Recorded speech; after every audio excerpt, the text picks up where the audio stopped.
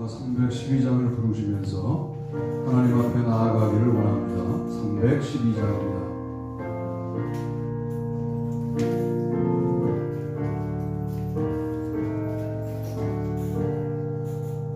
너 하나님께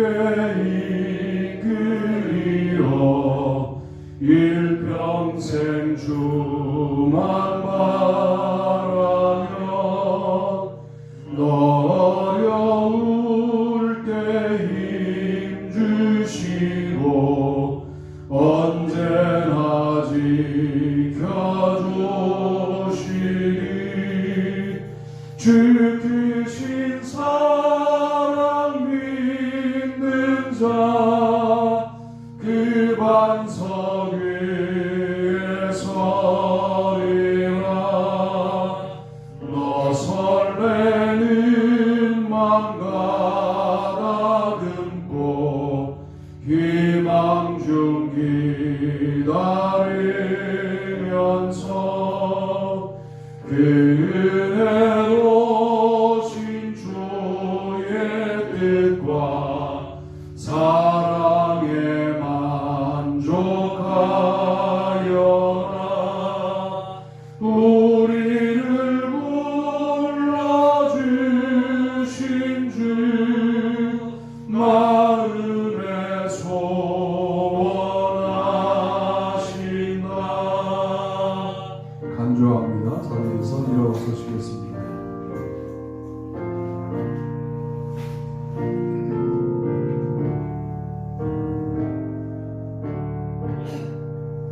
주 찬양하고 기도하며 내 본분 힘써라 주 약속하신 모든 은혜 내게서 이루어지리라 참되고 의지하는 자 주께서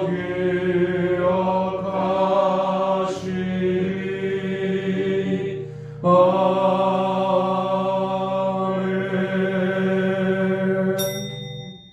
말씀이 육신이 되어 우리 가운데 거하시매 우리가 그의 영광을 보니 아버지 독생자의 영광이요 은혜와 진리가 충만하더라.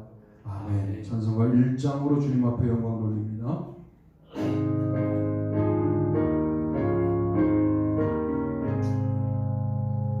만복의 근원 하나님 온 백성 찬송 드리고 저 천사여 찬송하세 찬송 성부 성자 성령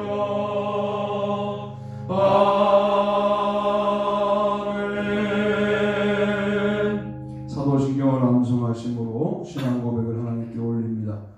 전능하사 천지를 만드신 하나님 아버지를 내가 믿사오며 그의 아들 우리 주 예수 그리스도를 믿사오며 이는 성령으로 잉태하사 동정녀 마리아에게 나시고 본디오 빌라도에게 고난을 받으사 십자가에 못 박혀 죽으시고 장사한 지 사흘 만에 죽은 자 가운데서 다시 살아나시며 하늘에 오르사 전능하신 하나님 우편에 앉아 계시다가 저리로서 산 자와 죽은 자를 심판하러 오시니라. 성령을 믿사오며 거룩한 공예와 성도와 서로 교통하는 것과 죄를 사하여 주시는 것과 몸에 다시 사는 것과 영원히 사는 것을 믿사옵나이다. 아멘. 교동문 100번입니다. 할렐루야 내 영혼아 여호와를 찬양하라. 나의 생전에 여호와를 찬양하며 나의 평생에 내 하나님을 찬송하리로다. 귀인들을 의지하지 말며 도울 힘이 없는 인생도 의지하지 말지니 그의 호흡이 끊어지면 흙으로 돌아가서 그날에 그의 생각이 소멸하리로다. 야곱의 하나님을 자기의 도움으로 삼으며 여호와 자기 하나님에게 자기의 소망을 두는 자는 복이 있도다. 여호와는 천지와 바다와 그 중에 만물을 지으시며 영원히 진실함을 지키시며 억눌린 사람들을 위해 정의로 심판하시며 줄인 자들에게 먹을 것을 주시는 이시로다. 여호와께서는 갇힌 자들에게 자유를 주시는도다. 여호와께서 맹인들의 눈을 여시며 여호와께서 비굴한 자들을 일으키시며 여호와께서 의인들을 사랑하시며 여호와께서 나그네들을 보호하시며 고아와 과부를 붙드시고 악인들의 길을 굽게 하시는도다. 아멘. 다 자리에 앉겠습니다. 최남주 장로님 기도 인도하시겠습니다. 다 함께 기도드리겠습니다. 애국의 달 6월을 맞이해서 이 나라를 지켜주신 하나님께 감사를 드립니다. 하나님께서 이 나라를 위해서 이제 일본의 압제로부터 이 나라를 이제 독립시키기 위하여 많은 우리의 선열들이 그들의 목숨을 아깝게 여기지 아니하고 그들의 목숨을 버리며 이 나라를 지켰습니다. 또한 6.25 전쟁으로부터 이 나라를 지키기 위해 많은 국군 장병들이 그들의 목숨을 희생하면서 이 나라를 지켰고 많은 유엔군 그 장병들이 이 나라를 지키기 위해서 그들도 또한 피를 흘렸습니다. 아버지 하나님, 그들의 피가 헛되지 않게 하여 주시옵소서. 또한 이 나라의 자유민주주의를 위해서 많은 젊은이들이 그들의 목숨을 아깝게 여기지 아니하고 민주주의 수호에 아버지 그들의 피를 흘렸습니다. 그들의 피가 헛되지 않게 하여 주시옵소서. 또한 이 나라의 경제 발전을 위해서 많은 근로자들이 그 목숨을 바쳐서 이 나라의 경제 발전을 버텨왔습니다. 주님, 그 근로자들의 목숨을 주께서 살펴주시고 불쌍히 여겨 주시옵소서. 아버지, 그 무엇보다도 이 나라의 복음을 증거하기 위해서 많은 순교자들이 이 피를 흘렸습니다. 주님, 그 순교자들의 피로 말미암아 이 땅에 복음이 전파되고 정말 많은 사람들이 그리스도를 아는 복을 아버지 얻었습니다. 주님, 이보다 더 큰 아버지 복이 어디 있겠습니까? 하나님, 이렇게 이 땅을 지키기 위해서 많은 사람들이 피를 흘렸는데 주님, 그 피로 아버지 이 대한민국이 이제 경제가 발전해서 세계 10대 경제 대국이 되었고 군사 대국이 되었고 수출 대국이 되었습니다. 많은 사람들이 정말 이 나라가 부강한 것을 느끼고 있습니다. 이 나라가 이제 이렇게 많은 나라들보다 아버지 발전하고 10대 대국에 든 것이 대한민국 역사에 있었습니까? 아버지 없었습니다. 그럼에도 불구하고 이 땅의 젊은이들은 헐 조선이라고 하며 이제 그들의 그 꿈이 없음을, 희망이 없음을, 비전이 없음을 아버지 고백하면서 자조적인 말을 흘리고 있습니다. 주님, 그들에게 이제 희망을 주고 꿈을 줄 수 있는 것이 누구입니까? 기성 정치인들이 그들에게 꿈을 줄 수 있습니까? 경제인들이 꿈을 줄 수 있습니까? 오직 교회만이 그들에게 꿈을 주며 희망을 줄 수 있습니다. 하나님, 한국 교회가 이제 회개하고 지금까지 우리가 물질 위주로 만물의 힘으로 교회가 성장했다면 이제는 이 모든 것들을 내려놓게 도와 주시옵시고 하나님 앞에 회개에 기도하는 교회가 되게 하여 주시옵소서. 그래서 한국교회가 이 젊은이들에게 꿈을 주게 도와 주시옵시고 아버지 그들이 정말 이 나라를 사랑하며 이 나라를 위해서 살아가는 젊은이들로 변화시키는데 교회가 앞장서게 도와 주시옵소서. 특별히 우리 사랑교회가 이러한 일을 감당하게 도와 주시옵소서. 아버지 하나님, 우리가 어떤 숫자를 바라보고 아버지 규모를 바라보고 아버지 그렇게 사는 아버지 교회가 되지 않게 도와주옵시고 오직 우리들은 아버지 하나님 꿈을 가지고 살게 도와주옵시고 그 젊은이들에게 꿈을 줄 수 있는 교회가 되게 도와주옵시고 아버지 숫자에 아버지 연연하지 않고 오직 하나님만 바라보며 하나님께서 귀하게 쓰는 아버지 귀한 아버지 우리 서영승 목사님을 중심으로 우리가 기도하며 아버지 살아가게 하여 주시옵소서. 주님, 에레미야와 에스겔이 아버지 그들이 한 명의 선지자에 불과했지만 그 이스라엘 향하여 외쳤지 않습니까? 아버지 그 이스라엘이 망한다고 외쳤습니다. 회개하라고 외쳤습니다. 그러나 그들은 회개하지 않고 그 선지자의 말을 귓등으로 흘려들었습니다. 그래서 결국 이스라엘은 망하고 포로로 끌려가 그들의 삶이 비참해짐을 아버지 우리는 보았습니다. 주님, 그 선지자의 외침을 듣고 우리 모두 회개하는 대한민국의 교회가 되게 하여 주시옵소서. 아버지, 그래서 이 나라가 세계 선교에 앞장설 수 있는 나라가 되게 도와주옵시고, 이 나라만 아버지 우리가 전도하는 것이 아니라 세계 선교에 앞장설 수 있는 나라가 되게 도와주옵시고, 우리 사랑교회도 우리가 갖고 있던 아버지 그런 비전들, 아버지 그 비전들을 우리가 내려놓지 않게 도와주옵시고, 그 비전들을 위해서 기도하고 아버지 그 일을 위해서 우리가 힘쓰고 애쓰게 도와주시옵소서. 하나님께서 특별히 이제 우리에게 어떤 계획을 갖고 계신지 모르겠지만 이제 성도로 우리가 아버지 옮기는 그런 아버지 비전을 우리가 아버지 갖고 기도하고 있습니다. 그 기도가 헛되지 않게 도와주옵시고, 하나님이 원하신다면, 하나님이 그곳에서 말씀을 전파하기 원하신다면, 또한 우리가 그곳에서 하나님께서 원하시는 그 귀한 사명을 감당하기를 원하신다면 하나님 우리에게 허락하여 주시옵소서. 오직 아버지 그 에스겔 골짜기에서 그 뼈들이 아버지 어떻게 되겠냐고 에스겔에게 하나님께서 물으셨을 때 에스겔의 대답은 한 가지였습니다. 오직 하나님께서만이 아십니다. 우리가 어떤 일을 할지, 그곳에 가서 그것도 교회의 사명을 어떻게 감당해야 될지, 그것은 오직 하나님께서만이 아십니다. 하나님의 계획을 우리 가운데 심어 주옵시고, 우리 가운데 비전으로 보여 주옵시고, 우리가 그 비전을 바라보고 함께 기도하며 그 비전을 이루기 위해서 우리가 할 수 있는 최선을 다하는 예수 사랑교회가 되게 하여 주시옵소서. 주님, 예배를 드립니다. 아버지는 줌으로 드리는 예배도 있습니다. 어디에서 어떤 형태로 예배를 드리든지 오직 우리는 하나님께 예배하는 예배자가 되게 하여 주시옵소서. 주께서 모든 예배를 받으실 줄 믿사옵고 감사하며 예수님 이름으로 기도합니다. 아멘. 우리도 찬양으로 기도합니다. 363장입니다.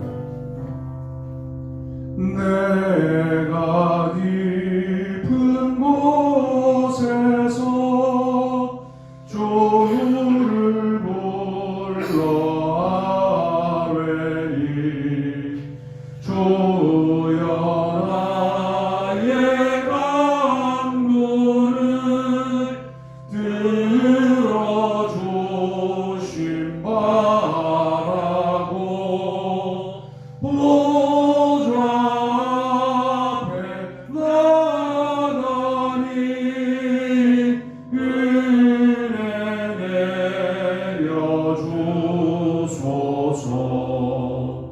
주가 죄를 살피면 누가 능히 서리요. 오직 주만 모든 죄 용서하여 주시니 주님 앞에 떨면서 용서하십니다.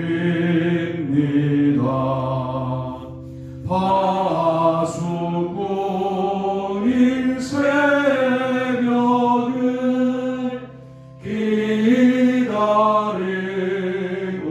바라듯 나의 영혼 주님만 간절하게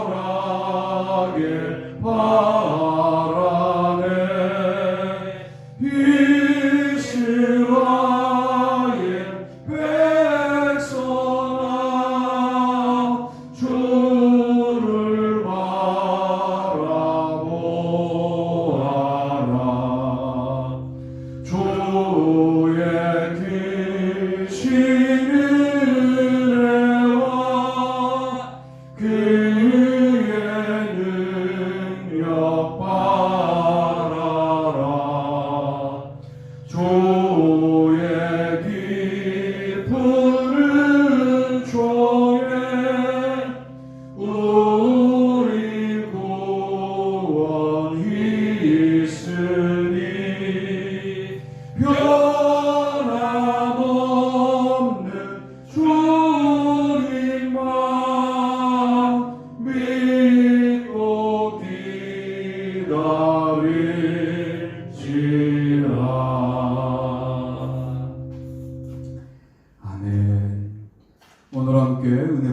말씀은 예레미야가 3장 22절로 24절 말씀입니다.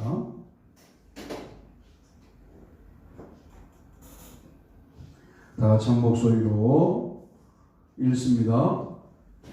여호와의 인자와 긍휼이 무궁하시고 우리가 진멸되지 아니함이니이다.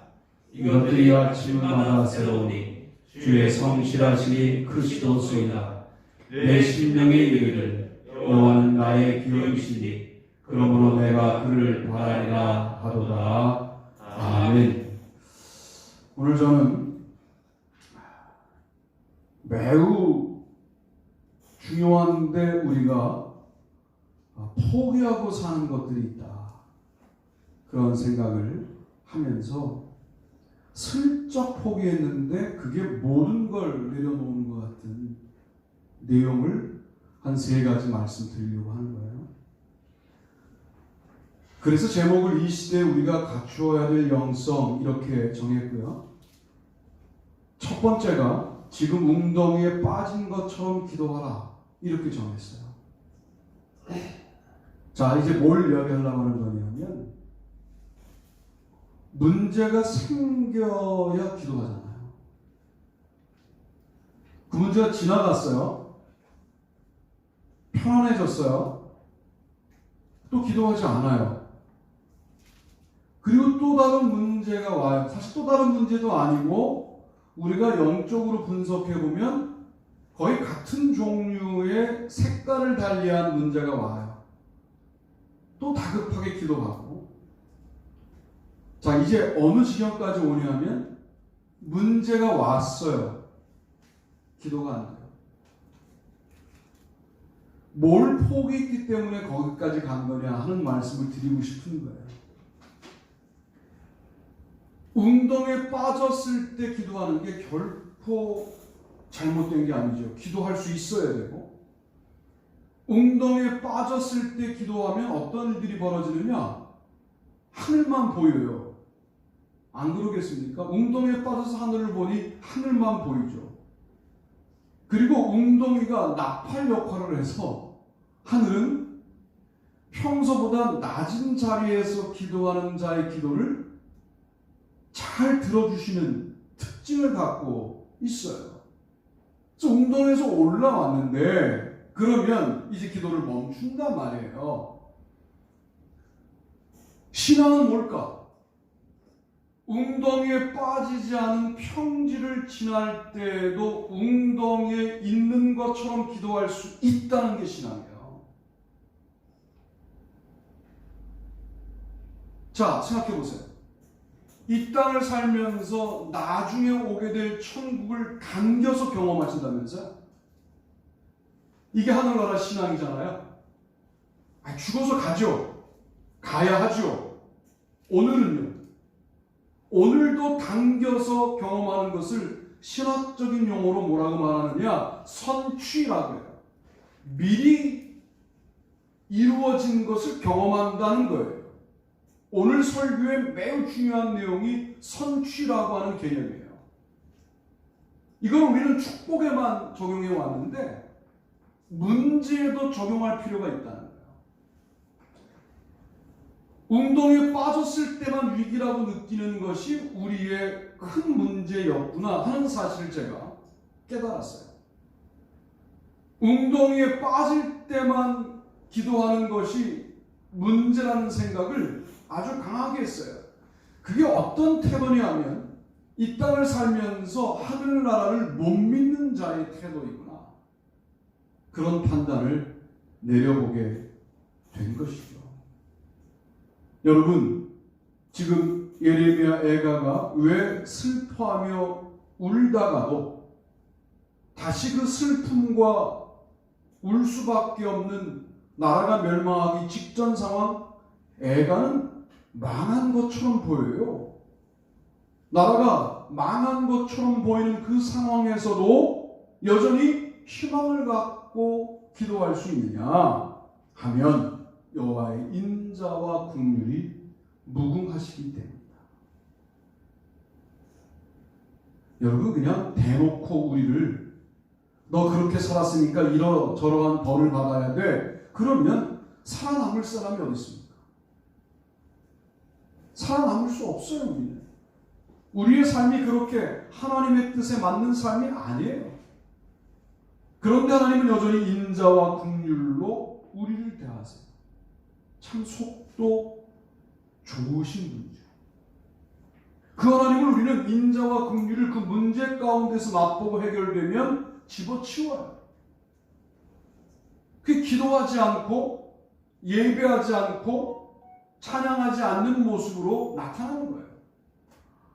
이게 지금 이 나이까지 반복되다 보니까 이제 문제가 생겨도 기도가 안 되는 지경까지 온 거다 그 말이에요. 자, 회복하는 방법이 있어요. 인간은 그렇다는 거예요. 인간은 영적 존재예요. 인간은 단순히 그저 인간성으로 살아가는 존재일 뿐만 아니라 영성으로 살아가는 게 인간이거든요. 그 영성이 뭐겠냐 말이에요. 문제가 오지 않았으나 문제를 대비하는 기도를 지금 할 수 있는 게 영성이죠. 내 삶의 웅덩이에 빠진 일이 아직 벌어지지 않았어요. 그러나 웅덩이에 빠져도 나는 더 이상 실망하지 않겠다는 준비를 웅덩이 이전에도 할 수 있어야 영성이죠. 웅덩이에 빠질 때 기도하지 말란 말이 아니라 웅덩이에 빠질 때 기도하나 그 기도를 최고의 기도라고 여기지 말고 웅덩이가 내 삶에 다 사라진 것 같고 평원이 열리고 대로가 열리고 그리고 아무런 문제가 없을 때에도 웅덩이에 있는 것처럼 기도할 수 있는 간절함이 우리 가운데 회복되기를 바랍니다. 아멘. 그게 영성이에요.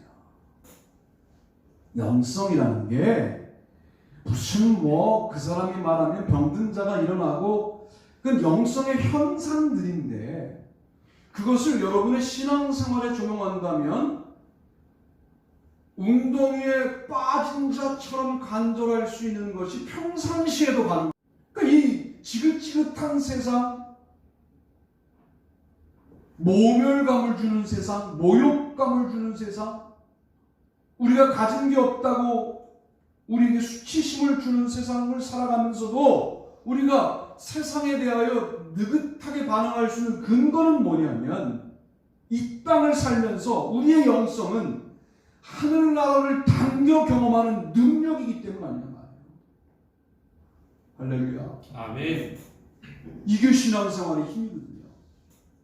그러니 우리의 하루와 예수를 모르는 사람의 하루가 같은 시간일 수가 없는 거잖아요. 지금도 계시고 앞으로도 계시고 이미 계셨던 분이 지금 우리와 함께 하시면서 우리의 지났던 과거도 새롭게 해석하여 오늘로 집중되게 만드는 시간으로 바꾸시고 다가올 미래도 당겨서 지금 경험하게 만드는 오늘을 살아가는 우리가 어떻게 세상 사람들의 오늘과 같은 시간을 살고 있는 거냐 말이에요. 그래서 우리의 시간은 그저 몇 시 몇 분을 말하는 시계적 시간이 아니라 카이로스라고 말을 하고 의미의 시간이라고 말을 하는 이 땅 가운데 천국을 살아간다라고 하는 우리들이 왜 웅덩이에 빠진 시계적 시간이 우리에게 너 위기야. 사실 의미의 시간이 아니어도 웅덩이에 빠진 시간은 시계적 시간도 우리에게 위기라고 말할 때만 기도하냐 그 말이에요. 이제는 웅덩이에 빠지기 전에도 웅덩이에 있는 것처럼 기도하는 간절함을 회복할 필요합니다. 제가 토요일날 즐겨보는 경연 프로그램이 있다고 말씀을 지난주부터 드렸어요. 10대 젊은이들이 그렇게 간절해요. 아이돌이 되는데 제가 어떤 부끄러운 마음이 들었냐면 너는 한 번이라도 너의 인생에 저런 간절함이 있었느냐 그런 마음이 들더라고요. 10대 때 너는 어떤 간절함으로 살았느냐. 물론 성령 받고 기도하고 신앙생활하고 하는 간절함이 있었지만 그게 정말 쟤들의 간절함보다 더 컸을까? 이런 생각이 들 만큼 춤을 추고 못 일어나다. 여러분, 그런 게 간절함이에요. 우리는 이렇게 생각해요. 오늘이 마지막인 것처럼 오늘을 살겠다고 얘기를 해요. 하는 말이에요. 그냥 하는 말이 아니라 그걸 그렇게 살아낼 수 있는 사람들이 누구냐 하면 신앙인들입니다. 우리가 시간의 주인이 아니기 때문에 우리에게 주어진 이 시간 말고는 하나님을 만날 수 있고 하나님을 경험할 수 있는 간절한 시간이 또 존재한다라고 하는 계산을 우리는 인간적으로 할 수 없는 사람들이에요. 이게 믿음이에요. 그게 영성이에요. 그러니까 오늘이 마지막인 것처럼 산다? 그런 간절함이 실제로 가능하다고 믿어야 되고 실제로 살아낼 수 있어야 해요. 그게 가능한 게 성령의 능력이고 부활을 믿는 자의 능력이에요. 그저 쉽게 말하지 말고 우리가 쉽게 말하는 것들 속에 무엇이 있냐면 우리가 회복해야 될 이 시대의 영성, 그런 말씀을 드리고 싶은 거예요. 주의 성실하심이 아침마다 새롭고 크시다 라고 예레미야가 고백하지 않습니까? 하나님은 지치지 않아요. 어떻게 여러분이 하나님의 수준에 도달할 것을 기다리고 계신 거죠? 왜? 자신의 아들들이고 딸들이니까. 그 기대감으로 아침을 맞이하는 하나님의 아침은 아무런 기대감이 없는 우리의 아침과는 근본적으로 다른 거죠. 그분의 아침은 늘 새롭고 그분의 아침은 늘 크시고 놀라운 거죠.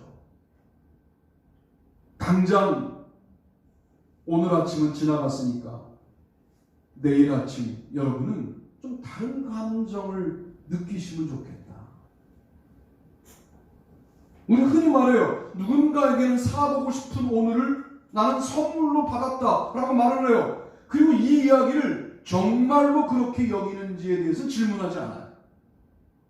지난주 월요일과 똑같이 이번 주 월요일을 살면서 그런 말을 하는 것이 꽤 그럴듯해 보이는 인생으로 자신을 포장하는 거죠. 우리 그러지 말고 그 일이 영적인 우리에게는 정말로 가능하다 라고 믿고 여러분 하루하루를 정말 하나님이 곱게 준비하여 우리에게 주시는 선물로 알고 아멘. 그렇게 살아내시게 되기를 주님의 이름으로 부탁합니다. 아멘. 두 번째는 이거예요. 읽습니다. 시작. 지금 하나님의 능력을 전적으로 의지하면서 일하라. 그가 내게 이르시되 이 물이 동쪽으로 향하여 흘러 아라바로 내려가서 바다에 이르리니 이 흘러내리는 물로 그 바다의 물이 되서라 나니라. 이 강물이 이르는 곳마다 번성하는 모든 생물이 살고 또 고기가 심히 많으리니 이 물이 흘러 들어가므로 바닷물이 되서라 나겠고 이 강이 이르는 각처의 모든 것이 살 것이며 또 이 강가에 어부가 설 것이니 엔게디에서부터 에네글라임까지 그물 치는 곳이 될 것이라. 그 고기가 각기 종류를 따라 큰 바다의 고기같이 심히 많으려니와. 아멘. 에스겔 47장 8절로 10절. 하여튼 일주일 내내 여러분들은 새벽기도 시간에 성전 지방, 문지방의 물, 환상과 마른 뼈 골짜기의 환상 이야기를 계속 관점을 달리하여 들으셨을 텐데 오늘 제가 또 이 강가에 어부가 설 것이니 라고 하는 10절 말씀에 의지하여 여러분께 드리고 싶은 말씀이 있습니다. 강이 말랐어요. 당연히 물고기 없죠.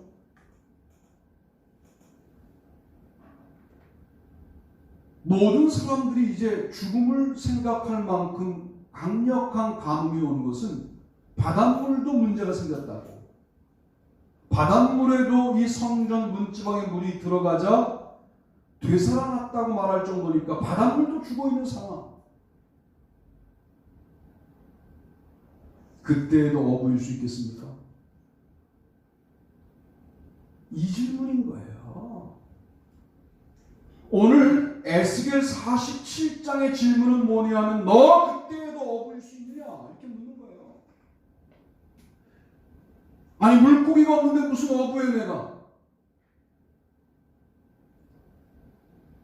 벌써 그물질 못한 지가 너무 오래되었고 이제는 생계를 다른 쪽에서 구해야 할 상황이 됐고 나는 어부로서의 정체성을 이미 상실한 여러 날 여러 해가 지나고 있음에도 불구하고 여전히 어부일 수 있는 근거는 뭐냐? 성전 문지방의 물 말고는 뭐가 있냐 이 말이에요. 그 기대를 갖고 있는 어부가 드디어 뭘 만나요? 어부는 몰랐을 거예요 사실은. 갑자기 물이 쏟아져 나오면서 그 물속을 보니까 고기들이 뛰놀고 있는 장면을 보면서 아 내가 어부로서의 사명을 포기하지 않은 게 너무나 다행이구나 하고 그물질을 시작하며 얼마나 행복했을까. 제가 소설을 써볼게요. 그러다가 다시 물이 말라도 희망을 포기하겠냐고 이 어부가. 그렇게 풍성한 물고기를 보면서 어부로서의 자기의 자신감과 자존감과 자기 공로를 생각하겠는가? 도대체 무슨 누군가가 나에게 허락한 은혜라고 여기고 어느 때를 잃어버리지 않냐면 물고기가 하나도 없이 씨가 말랐던 때를 잊어버리지 아니하고 인생을 살지 않겠냐 그 말이에요. 여러분 이게 영성이에요. 다윗이 왕이 되어도 목동대의 옷가지와 물맷돌을 늘 담아놓고 그 장면을 매번 봤던 이유가 뭐냐면 그게 영성이기 때문입니다.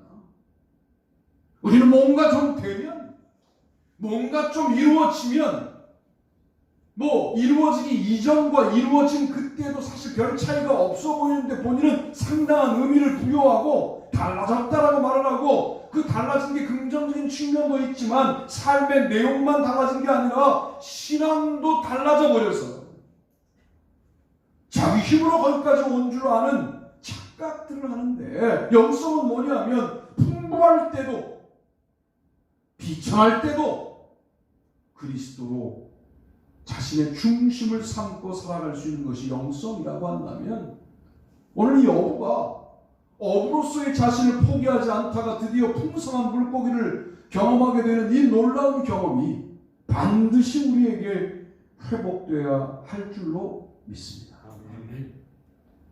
영성을 포기하지 마세요. 많은 사람들이 감성까지 말을 하고 감정까지 말을 하고 마음까지 말을 하고 영성을 말하지 않을 때 우리는 영성을 포기하면 안 돼요. 영성은 감정 정도가 아니라 감성 정도가 아니라 이런 능력이에요. 모든 사람들이 풍부한 시대를 살아가고 있기 때문에 픽절을 준비하지 않을 때에도 그 풍성 가운데에도 픽절을 위한 기도와 예배와 신앙을 놓치지 않는 그와 같은 사람들이 필요합니다.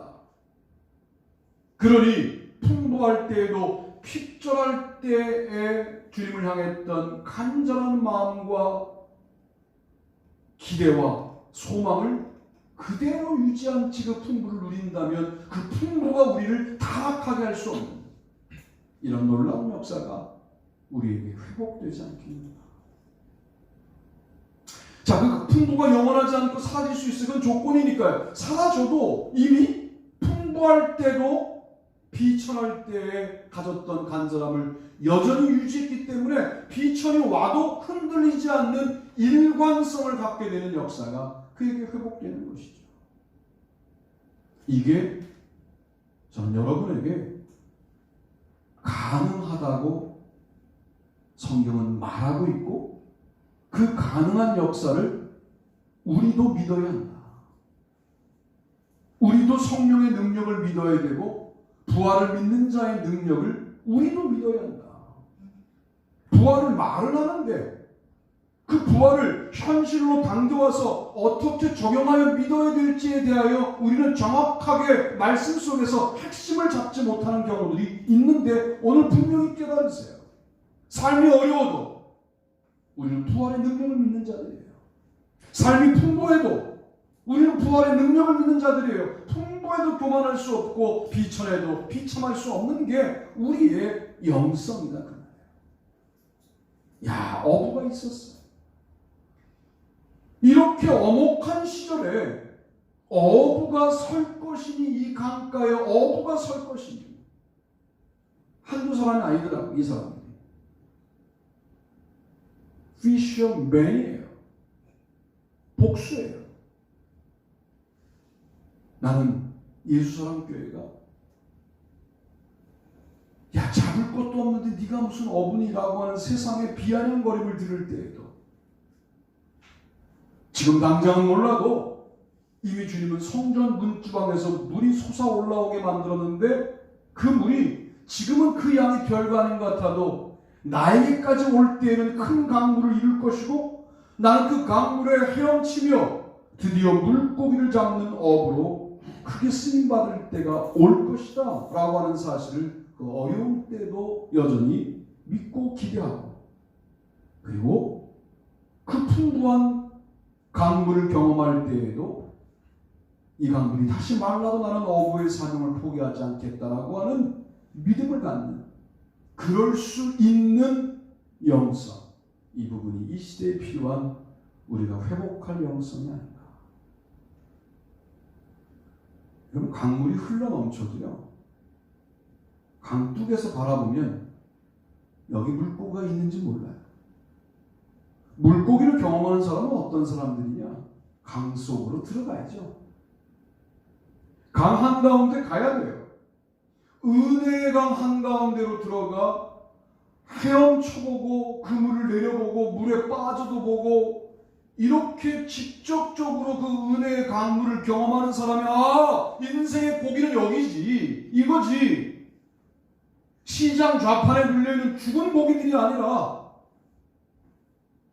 죽은 경제력들이 아니라, 지금 내 눈앞에 펄펄 뛰어오르는 이 아름다운 축복의 내용들이 내가 누려야 될 내용이지 하는 것을 깨닫게 되고, 하나님의 방법으로 부유하게 사는, 그러므로 그 부유가 나를 교만하게 할 수 없는 이 선순환이 이루어지는 어부로서의 삶, 이게 바로 이 시대에 우리가 갖춰야 될 영성이 아닌가.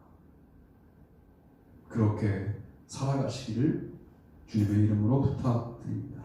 아멘. 마지막은 이것이에요. 한번 다 같이 읽어보시죠. 시작. 지금 십자가에 달린 것처럼 예배하라. 군주는 바깥문 현관을 통하여 들어와서 문벽 곁에 서고 제사는 그를 위하여 번제와 감사제를 드릴 것이요, 군주는 문 통로에서 예배한 후에 밖으로 나가고 그 문은 저녁까지 닫지 말 것이며, 이 땅 백성도 안식일과 초하루에 이 문 입구에서 나 여호와 앞에 예배할 것이며, 안식일의 군주가 여호와께 드릴 번제는 흠없는 어린 양 6마리와 흠없는 순양 1마리라. 아멘. 에스겔 46장 2절로 4절입니다. 무슨 차이만 존재하느냐? 군주와 백성들의 예배에 들어오는 문 정도가 차이예요.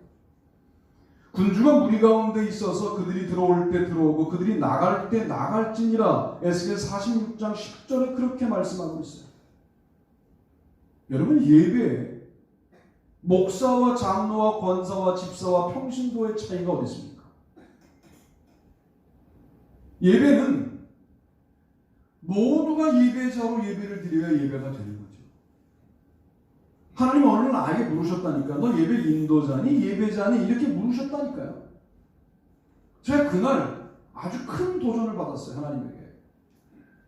그동안 나는 예배를 어떻게 인도해야 은혜로울까? 라고 앞에서 쇼잉하는 사람이었어요.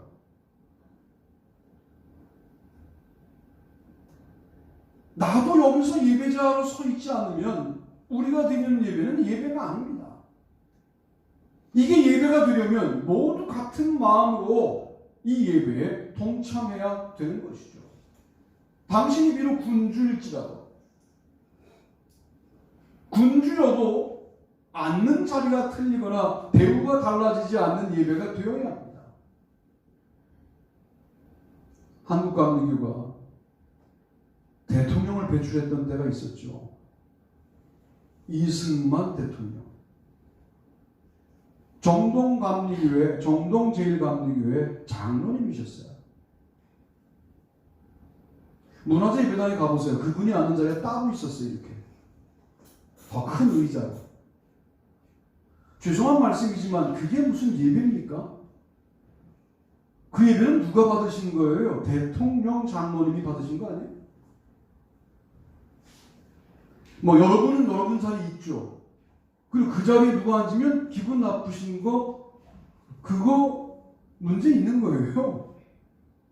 아니 그 모르고 앉은 거잖아요. 초신자가. 또 이런다? 거기 내 자리라고 가라고. 이건 뭐예요 도대체?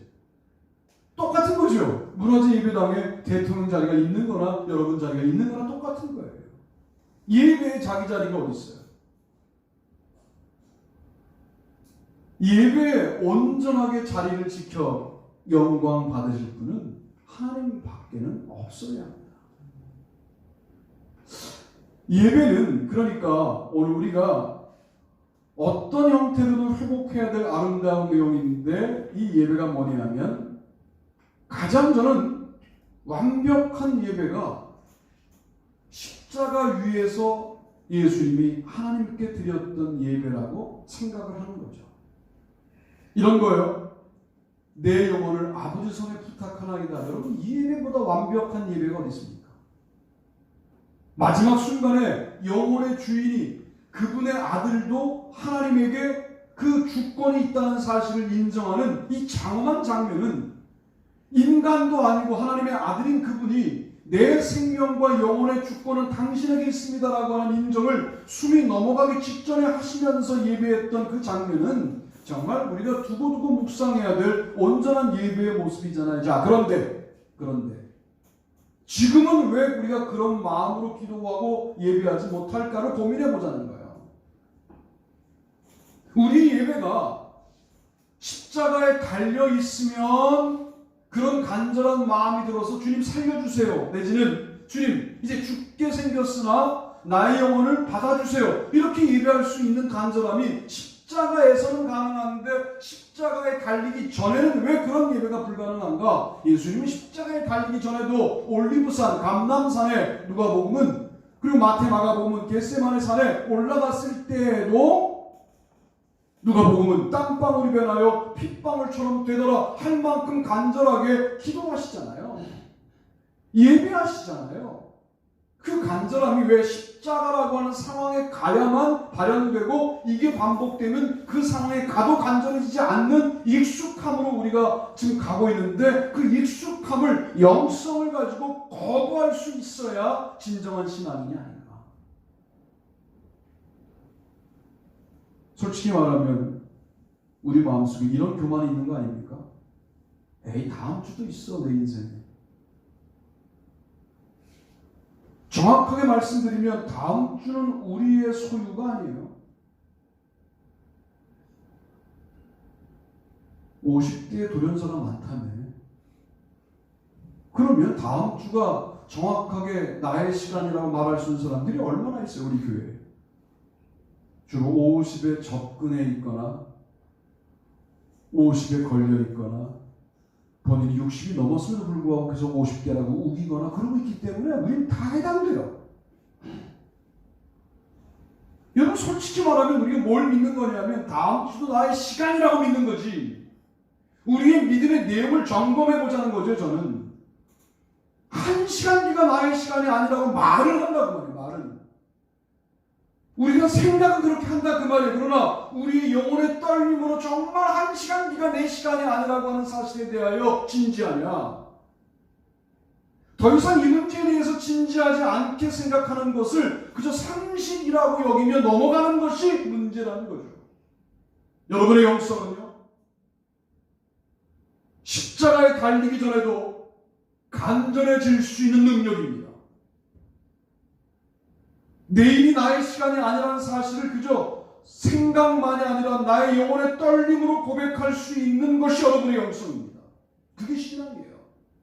그래서 우리의 삶은 세상에 속한 사람의 삶과 근본적으로 다를 수밖에 없는데 우리가 이런 부분들을 포기했어요. 선취를 포기했어요. 이것이 문제이다 라고 말씀을 드립니다. 오늘 저는 기도로 시작해서 예배로 지금 마무리를 짓고 있는데요. 우리 예배 십자가에 달려있지 않다고 간절함 없이 습관적으로 드렸다면 바로 그렇게 타협한 부분 때문에 우리의 영성과 신앙에 세속적인 내용들이 들어올 수 있는 여지를 창문과 문을 열어준 꼴이 되었다라고 분석하시고요. 이제 이번 주가 나의 인생의 마지막 예배일 수도 있다라는 것을 그냥 생각만이 아니라 그 사실이 일어나도 나는 그대로 맞이하겠다라는 마음으로 예배당에 오세요. 한 번을 드려도 그렇게 예배를 드리는 게 예배입니다. 기도? 웅덩이에 빠진 것처럼 기도할 수 있게 달라고 기도하세요. 그래야 웅덩이에 빠져도 흔들림이 없게 돼요. 삶이요? 물고기가 없는 지금 이 간절함을 꼭 기억하세요. 그리고 물고기가 풍성해졌을 때에도 물고기가 한 마리도 없고 강 자체가 사라져버린 그런 상황 속에서 업으로 서 있을 수 있었던 삶의 간절함을 유지하세요. 유지할 수 있어요. 이게 바로 신앙생활이고 영성생활이다 라고 말씀을 드립니다. 눈에 안 보이는 것을 보이는 것처럼 믿고 따라가는 게 믿음이고 영성이라면서요. 왜 그렇게 눈에 보이는데 모든 진리의 기준을 다 배치하고 눈에 안 보이는 세계에 대한 간절함을 상실해버린 걸까 하는 고민을 깊이 있게 하시면서 이 시간도 내가 주인이 아님을 인정하고 그 인정을 그저 말로만이 아니라 우리의 영혼으로 인정하면서 살아가셔야 돼요. 우리 가정에 대한 계획, 그건 당신 생각일 뿐이에요. 하나님이 불어버리면 뭐가 남겠어요, 우리가? 참 인간 별거 없더라고. 그냥 0.1초 사이의 운명을 달리해요. 그런 현장에 아들이 가 있더라고요. 그냥 지게차가 지나가니까 그냥 1, 2초 사이에 사람이 죽어나가요, 그냥. 지게차가 무서운 차도만요. 앞에 이렇게 지게 올리는 게 있으니까 시야가 안 좋아요. 교통을 정리하던 사람은 툭 쳐요, 그냥. 밑으로 들어가는데 이 사람이 멈춰야 되는데 사람이 죽을래니까 말이죠. 그 1, 2초간 전진하더라고. 죽은 거예요. 버스 타고 가다가 건물이 넘쳐가죠. 교만하지 맙시다. 그리고 우리가 말하는 신앙생활이라는 게 그냥 이 시대에 해답일 수밖에 없구나 하는 강한 확신을 갖고 한 시간 한 시간을 하나님이 주신 선물로 살아가면서 인생의 웅덩이가 와 대비하고 있다가 그 웅덩이에서 간절히 간구하고 웅덩이가 지나가 그래도 웅덩이에 있는 것처럼 간절해지는 이 역사를 이루어 나가고 물고기가 강이 말라서 사라져 그래도 업으로 살다가 물고기가 많아져 그래도 업으로 사는 축복을 누리는데 말랐던 때 업으로 살았던 간절함을 그때에도 유지하고 예배도 내가 지금 십자가에 달려있는 상황은 아니지만 십자가에 달려있어 그 간절함을 유지하는 아름다운 예배자로 여러분 살아가셔서 간절함이 있는 우리의 신앙생활이 되기를 바랍니다. 다 자리에서 일어나시죠. 찬송가 384장 찬송하시면서 준비하신 예물 드리고 저는 축도함으로 예배를 마치겠습니다.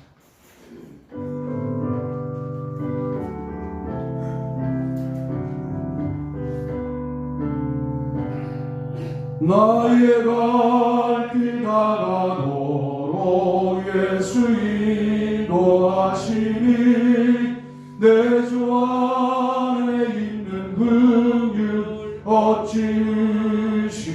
어찌심하리요. 믿음으로 사는 자는 하늘 위로 왔겠네. 무슨 일을 만나든지 만사형통하리라. 무슨 일을 만나든지 만사형통하리라. 나의 갈 길 다가도록 예수 인도하시니 어려운 일 당할 때도 족하을 내주시네. 나는 시리 고단하고 영혼 매우 가라나. 나의 앞에 반석에서 샘물 나게 하시네. 나의 앞에 반석에서 샘물 나게 하시네. 나의 갈 길 다가도록 예수 인도하시니 그의 사랑 어찌 큰지 말로 할 수 없도다. 성령 감화 받은 영혼 하늘 날아갈 때에 영영 부를 나의 찬송 예수 인도하셨네. 영영 부를 나의 찬송 예수 인도하셨네.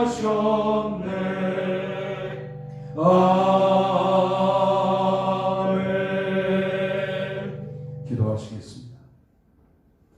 하나님, 이 땅을 살지만 이 땅만 사는 세상 사람들과는 달리 하늘나라를 앞당겨 살고 있는 우리들, 이 아름다운 은혜 경험과 영성을 포기하지 않게 도와 주셔서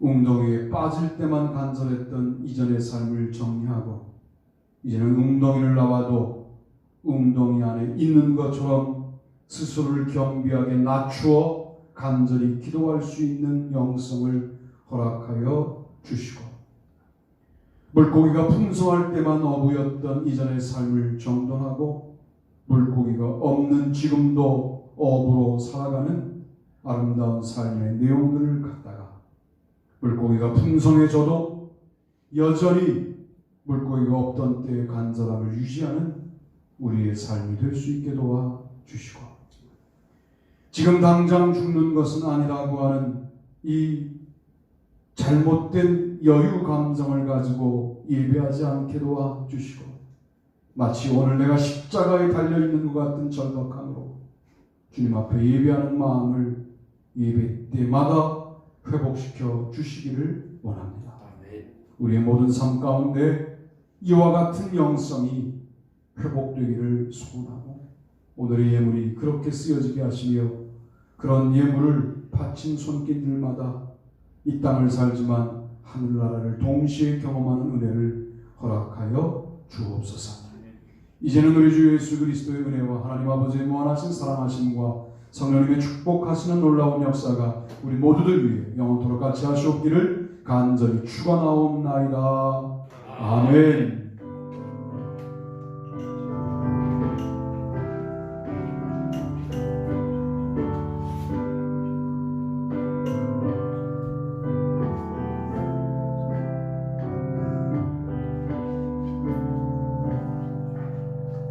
한 주간 동안 승리합시다 인사고 않으시면 제가 광고합니다. 6월은 외국에 다니고요.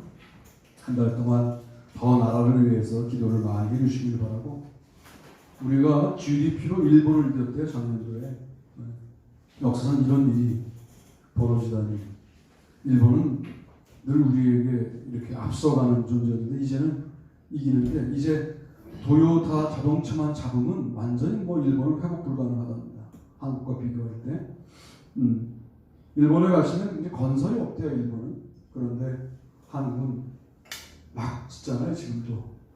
너무 대책 없이 져서 문제다 뭐 그러고 있지만 어쨌든 이런 풍요로운 때를 살고 있는데요. 여러분 기도 더 열심히 하시고 이때에도 신앙생활 잘 하시게 되기를 바라고, 병원에 입원하고 계신 분들, 우리 김오니 사모님, 이규희 권사님의 어머니 귀한 주의 종입니다. 평생을 그렇게 섬기신 분인데 노년이 더 복되어질 수 있도록 기도해 주시고, 손소자 권사님, 우리 영석 권사님의 어머니시고 이제 겨우 이제 대면에서 만날 수 있는 상황 됐고요.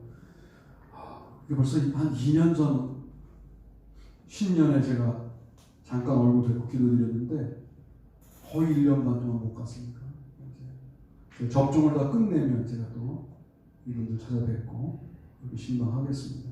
문학권사님의 어머니 서병래 집사님 위하여 기도해 주시기를 바랍니다. 오늘 예배의 정기 입원회의 간단하게 할 거예요. 할 거고요. 바쁘신 분들은 줌을 나가셔도 괜찮습니다만 그냥 뭐 바쁘지 않은 분들은 열어놓으시면 교회 사정을 아시게 되고요. 새벽 기도회, 수요 기도회, 금요 기도회는 줌으로 드립니다. 어른들 중에 줌을 못 들어오는 분들이 있으니까 좀 젊은 분들이 좀 알려주시면 좋겠다. 그런 말씀 드리고요. 주일 예배는 지금처럼 현장 예배와 줌 예배를 당분간 병행하는 걸로 그렇게 하겠고, 지금 접종 받으신 어른들이 꽤 있으셔서 우리가 18명인데 원래 우리 좌석수에 4분 정도가 더 오셔도 괜찮아요. 그러니까 뭐 편안하게 교회 오실 수 있을 때 오시면 현장에 명수가 초월돼서 못 들어온 일은 거의 없지 않을까 그런 생각이 듭니다. 다음 주간은 요한복음 주간입니다.